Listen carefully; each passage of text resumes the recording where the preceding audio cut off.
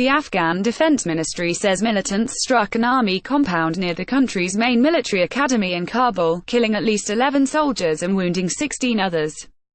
The Islamic State's militant group claimed responsibility for the January 29 attack through its AMAQ news agency.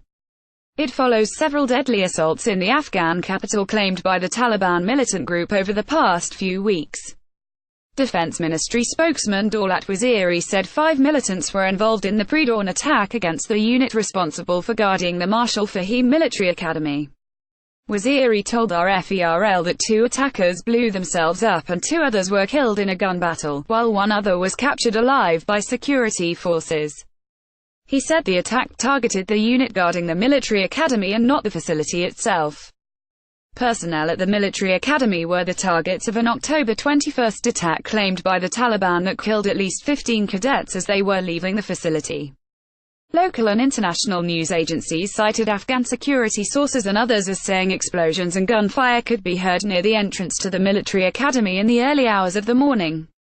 Tolo News said its journalist on the scene reported that security forces immediately blocked off all roads in the area. Reuters quoted Kabul resident Mohammed Hassan as saying the explosions began at around 5 a.m. local time and lasted for at least an hour. The resident said additional smaller blasts could be heard at frequent intervals following the larger explosions. The German DPA news agency quoted an Afghan military officer who lives in the area as saying he heard 11 explosions as the attack began. These explosions could be rocket-propelled grenades, the officer said. The attack came as Afghanistan's government has declared a day of mourning for January 28 after a bomb attack claimed by the Taliban in the capital killed 103 people on the afternoon of January 27. Officials said that attacker used an ambulance to pass through the checkpoints and reach Sadarat Square, near many government buildings, foreign embassies, and shops. At least 235 other people were wounded in the attack, including more than 30 police officers.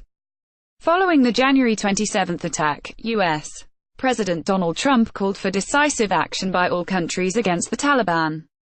This murderous attack renews our resolve and that of our Afghan partners, he said. Latest attacks come about a week after an assault on the Intercontinental Hotel in the city that killed at least 25 people. Afghan government forces have struggled to fight the Taliban and other militant groups since U.S. and NATO troops formally ended their combat mission in 2014.